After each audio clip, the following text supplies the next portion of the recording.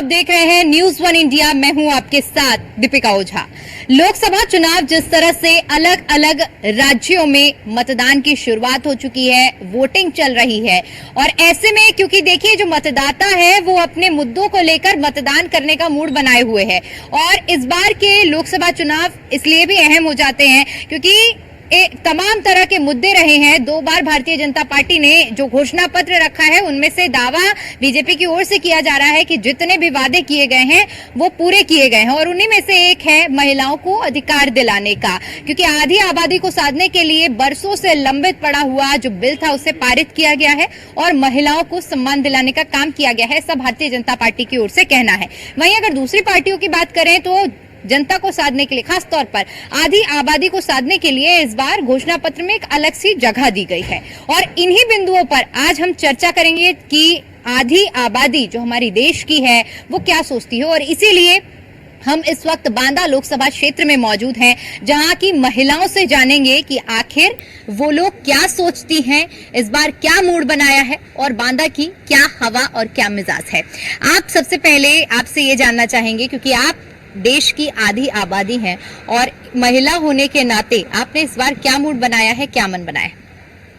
Bharatiya Janata party को जिताएंगे और अपने सांसद जी के लिए ही हम चुनाव के लिए लगे हुए हैं, उन्हीं को जिताएंगे। तो इस बार क्या मन बनाया है आपने, क्या किन मुद्दों पर मतदान करने वाली है? देखिए, हम तो अपने स्वार्थ और हित के लिए जो सरकार हमारा सुरक्षा और हमारे लिए कुछ करके दिखाएगी उसी के साथ हम जाएंगे। हमने बहुत ही सरकारें देखी, आपने देखा होगा कांग्रेस की सरकार बहुत लंबे समय तक कार्य किया है पर उसमें कहीं भी महिलाओं के चिंतन नहीं किया है कि हमारी बेटियां पढ़ सके, वो स्वावलंबी बन सके। महिलाएं भी जो रोजगार थी वो इस समय आपने देखा होगा कि ग्रामीणों में सहज समूह चलाए गए तो फिर बीजेपी सरकार ने ही चलाया। अब वो कार्य करके महिलाओं को अपने पैरों खड़े होने का मौका दे रही है और वो समझ रही है कि ये आधी आबादी ही एक शक्ति है। पहले तो इसको दूसरी जो सरकारें थे वो नथिंग मानते थे, वो नहीं मानते थे कि ये महिलाएं भी कुछ कर सकती हैं।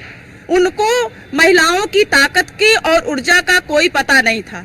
आपने देखा होगा कि हर क्षेत्र में महिलाएं काम कर रही हैं, कोई ऐसा क्षेत्र नहीं है जिसमें लड़कियां हमारी काम नहीं कर रही हैं। पढ़ लिख करके शायद ज्यादा से ज्यादा भर्तियों में जा रही हैं, डीएम एसपी कमिश्नर बन रही हैं तो महिलाएं बन रही हैं, हमारे देश की बेटियां बन रही हैं। बिल्कुल। आपने, क्योंकि आप भी एक महिला हैं और आधी आबादी का आप लोगों को दर्जा मिला है, ऐसे क्योंकि जिस तरह से बीते 10 सालों से मोदी जी के नेतृत्व में सरकार चल रही है, उत्तर प्रदेश की अगर बात करें, क्योंकि इस वक्त हम उत्तर प्रदेश की धरती में मौजूद हैं, महिलाओं को सुरक्षित वातावरण देने की बात और दावे किए जा रहे हैं। आप किस तरह से क्या बदलाव देख रही हैं, क्या महसूस करती हैं सुरक्षा के मुद्दे पर अगर बात करें? सुरक्षा के मुद्दे से कहूँ तो मैं जब से देख रही हूँ यहाँ लड़कियों को बचपन से ही यानी पेट से ही होते उन सरकार ने हमारी जो सरकार चल रही है उन्होंने बहुत ही योजनाएं दी हैं और सुरक्षा की दृष्टि से देखा जाए तो पहले हम लोग लेडीजें नहीं निकलते थे, रात में कहीं जाए तो हम लोगों को डर लगता था। अब क्या है, ये जब से सरकार आई है तो हम लोग खुले आम रातों दिन कहीं भी जा सकते हैं, हमें कोई भी कहीं भी डर नहीं लग रहा है। और सबसे बड़ी बात तो ये है कि इस सरकार में क्या है, लेडीजों को स्वावलंबी बनने की ताकत मिल रही है, वो अपने पैरों पे खड़ी हो रही है। आज तक जो 75 सालों में जो नहीं हुआ वो अब इन सालों में हो रहा है। तो हम लोग यही चाहेंगे कि हमारी यही सरकार ही आगे चल के काम करे, जो कि सारी महिलाओं को सुरक्षा मिले हर क्षेत्र में। आज महिलाएं क्या नहीं कर सकती आप बताइए, महिलाओं नीचे से लेके ऊपर तक, यहाँ सकती महिलाएं आज प्लेन चला रही हैं, हर क्षेत्र में महिलाएं आगे हैं। तो महिलाओं के लिए बहुत कहना चाहिए, बहुत सरकार सहयोग करे, काम करे। अगर महिलाओं के प्रति जो योजनाएं चलाई गई हैं, आप लोगों में से कितनी ऐसी महिलाएं हैं जिन्हें उन योजनाओं का लाभ मिला है? हम सभी को मिला हुआ है। मुझे लग रहा है कि इस भाजपा सरकार में यानी हमारे जो है प्रधानमंत्री नरेंद्र मोदी जी की जो है अगुवाई में जो सम्मान और जो योजनाएं सबके लिए मतलब जो है, मुझे नहीं लगता कि भारत का कोई भी व्यक्ति योजनाओं से कहीं बिलग है। सबको कहीं ना कहीं कुछ ना कुछ लाभ मिल रहा है, चाहे किसान को हो, किसान सम्मान निधि मिल रही है, बीमा मिल रहा है, और लड़कियों के लिए बहुत सारी मतलब गर्भ से ही लड़कियों के लिए सुकन्या योजना और तमाम उनकी शादी के लिए मतलब जो सम्मान महिलाओं को इस बीजेपी में मिला है वो और किसी सरकार में विपक्षी दलों की ओर से आरोप लगाए जाते हैं कि महिलाओं को वो सम्मान नहीं मिल पा रहा है इस सरकार में, क्या कहेंगे इसे? ऐसा कुछ नहीं है कि महिलाओं को सम्मान नहीं मिल रहा है। इस सरकार में सबसे ज्यादा शायद सम्मान किसी ने दिया है तो भारतीय जनता पार्टी ने दिया है। नरेंद्र मोदी जी के भाषण को आप सुनिए तो उनके भाषण में हमेशा बोला जाता है कि दीदियों को मैं सादर प्रणाम करता हूँ। अच्छा, इस बार बांदा चित्रकूट लोकसभा क्षेत्र जो है यहाँ पर किसकी बयार बहती हुई नजर आ रही है आप लोगों को? क्योंकि 3 प्रत्याशी हैं, अगर तीनों के बारे में अलग अलग चर्चा की जाए तो क्या लग रहा है किसके पक्ष में माहौल बन रहा है? नहीं, बीजेपी के पक्ष में बन रहा है। अब मोदी जी की सरकार बनेगी, हम सब लोग एक तरफ से जितनी महिलाएं हैं सब मोदी जी का सपोर्ट करेंगे, क्योंकि मोदी जी ने अपना परिवार हमको माना तो मोदी जी हमारा परिवार है। अपने परिवार के साथ जाएंगे, इतना कार्य किया है और आगे भी वो इतने कि सरकार को स्वावलंबी बनाने का देते हैं। और 365 दिन ऐसा कोई दिन नहीं जाता जब देश के प्रधानमंत्री महिलाओं के बारे में ना सोचे।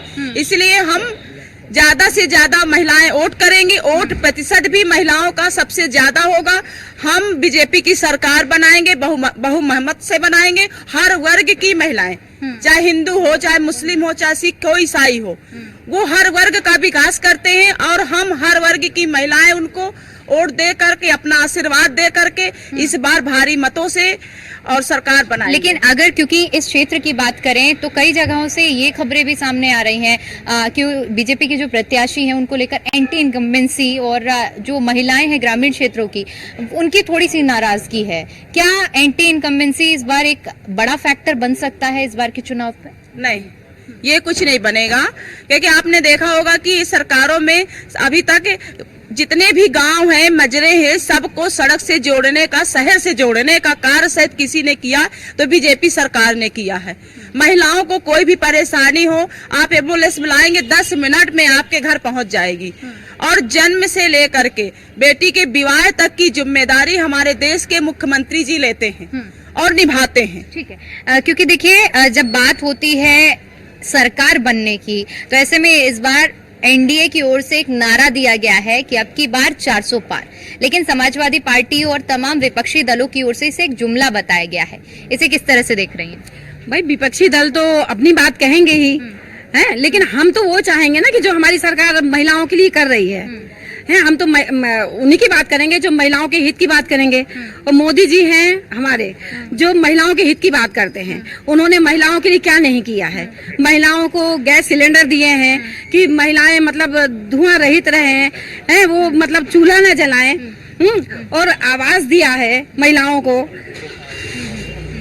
क्या लगता है कि महिलाओं को असल में उनका अधिकार मिला है जब से सरकार का गठन हुआ है, या इससे पहले की सरकारों में ज्यादा सम्मान मिला? नहीं, सबसे ज्यादा इसी में मिला है। सुरक्षा मिली है तो इसी में हम लोगों को मिली है। जितना हर एक चीज की सुविधा हमें इसी में मिली है और बाकी में हमें कुछ नहीं मिला। जितना हम मोदी जी को और उनके जितने उन्होंने कार्य किए, हम बहुत खुश हैं। सारी महिलाएं बहुत खुश हैं।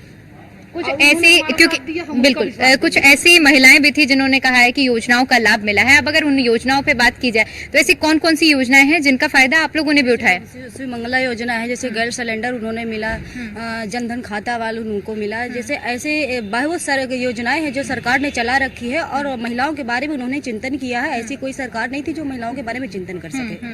आप क्या कहेंगे, आपने क्या मूड बनाया है इस बार? हमारे मोदी जी ने महिलाओं के लिए बहुत कार्य किए हैं। जैसे 370 धारा हटाई उन्होंने, महिलाओं को लखपति बनाने का काम उन्होंने किया है। महिलाओं के लिए उन्हें आयुष्मान योजना, जनधन योजना, आयुष्मान योजना, गैस सिलेंडर। आपको लाभ मिला है किसी योजना का? हाँ जी, आयुष्मान का कार्ड हमको मिला है।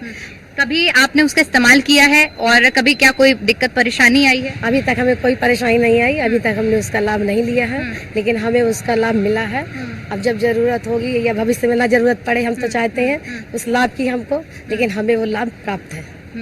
और कोई महिला जो अपना अनुभव साझा करेगी और इस बार के जो चुनाव हैं उसको लेकर जो माहौल है उसके बारे में कुछ बताना चाहेंगी? जी बोलो। इस बार का माहौल बहुत अच्छा है और आशा करती हूँ कि मोदी जी की ही सरकार बनेगी, क्योंकि उन्होंने इतना हम महिलाओं के लिए किया है।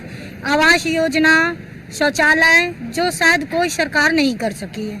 सड़कें देखिए, जब हम लोग जाते थे तो धक्का मुक्की दुनिया की लगती थी, आज सड़कें देखिए एक भी धक्का नहीं है, एक भी कुछ नहीं है। मैं तो यही चाहूंगी भाजपा ही जीते। तो जिस तरह से अभी हमने दिखाया कि महिला मतदाता क्या सोच रही हैं, क्या मन बनाया है, इसी कड़ी में हम बांदा लोकसभा क्षेत्र के दूसरे मोहल्ले में पहुंचे हैं, जहां पर महिलाओं के मन को टटोलने का प्रयास कर रहे हैं कि आखिर यहां की महिलाओं ने क्या मन बनाया है, क्योंकि महिलाओं की जो भागीदारी है इसका जिक्र तो खुद प्रधानमंत्री नरेंद्र मोदी की ओर से किया गया है। तमाम तरह की बातें और महिलाओं को आकर्षित करने के लिए योजनाएं भी बनाई गई हैं और इसी कड़ी में चलिए जानते हैं कि इन महिलाओं ने यहाँ पर क्या विचार बनाया है, क्या मन बनाया है। तो शुरुआत यहाँ से करते हैं। आप बताइए कि इस बार बांदा लोकसभा क्षेत्र में किसकी हवा देखने को मिल रही है? बांदा लोकसभा में तो हमारे मयंक द्विवेदी जी की, मयंक भैया जी की हवा बहुत लहर रही है। और यहाँ क्या आसपास सभी जगह चित्रकूट, मऊ, बांदा, अतर्रा, हर जगह वही लहर है और हमारा वोट भी इस बार उन्हीं को जा रहा है। हालांकि हाँ, हम अभी तक हमने वोट बीजेपी को ही दिया है। हम योगी मोदी जी का ही आलाप करते रहे कि योगी मोदी जी हैं, पर इस बार नहीं, बहुत दिया, अब नहीं।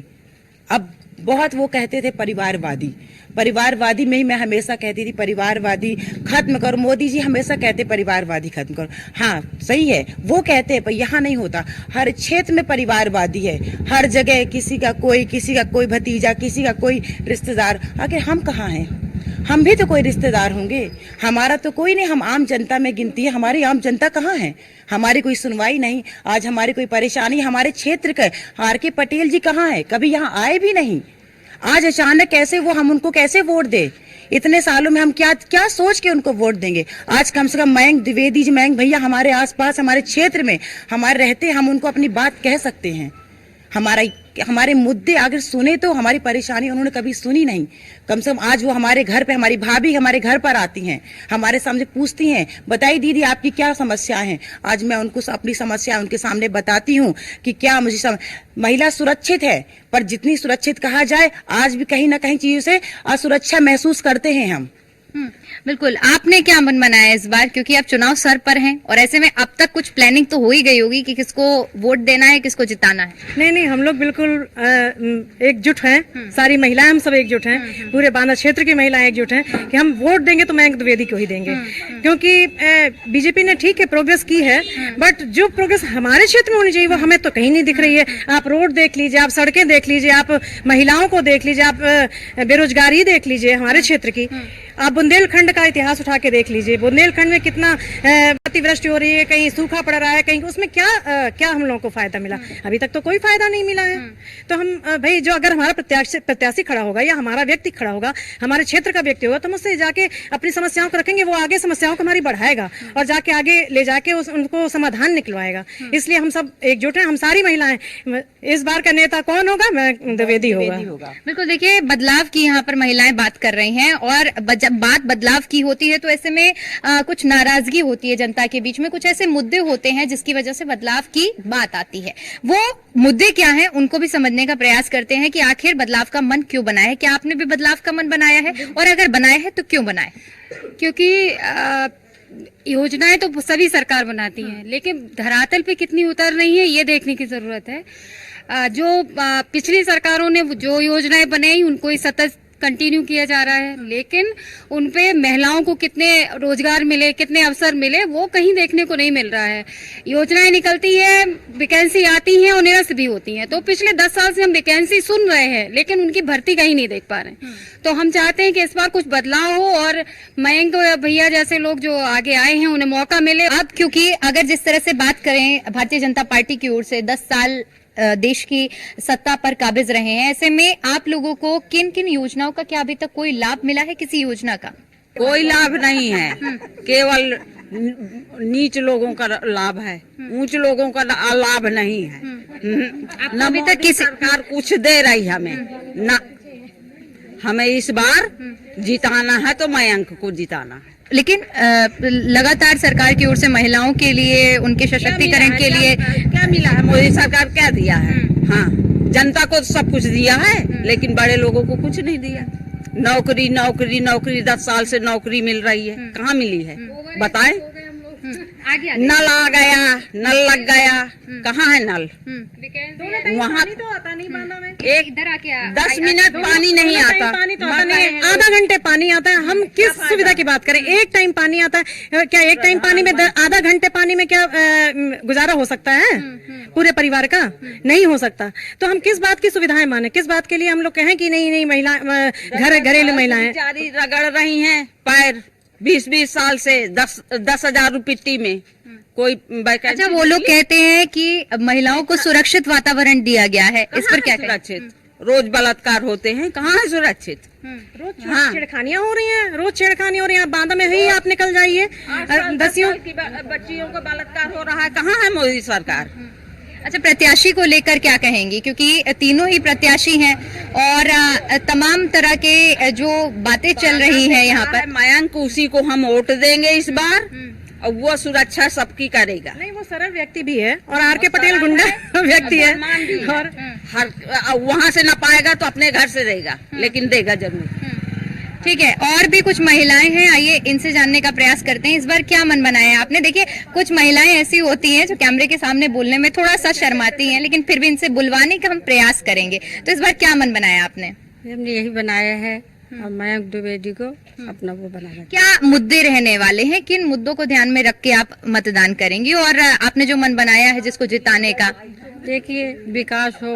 रोड देखिए कितना खराब रोड है, रोड भी अच्छी नहीं है, कोई सुनवाई भी नहीं है। वोट तो ले लेते हैं, लेकिन आज तक हम कभी देखे नहीं है कि कैसे हैं। कहा जाता है कि महिलाओं को सारे तरह के अधिकार देने के लिए तमाम तरह की योजनाएं बनाई गई हैं, चाहे पेंशन की बात कर लें या दूसरी योजनाओं की। क्या आपको योजनाओं का लाभ मिल पा रहा है या नहीं मिल पा रहा है? नहीं, कोई लाभ नहीं मिल पा रहा है यार। ना लाइट पानी की कोई सुविधा नहीं है। लाइट है तो रोडों में अंधेरा पड़ा रहता है, और कचरा है तो वो भी पड़ा रहता है। कचरा मतलब सफाई भी नहीं है यहाँ। हाँ, बस और बस यही है कि जो जीत जाते हैं वो कौन थे, वो क्या पटेल, वो अभी 5 साल तक यहाँ कहीं देखने झांकने नहीं आए हैं। कभी नहीं आए? पिछले 2 बार के 5 साल के अंदर कहीं नहीं आए हैं, किसी ने देखा नहीं, चेहरा तक नहीं देखा।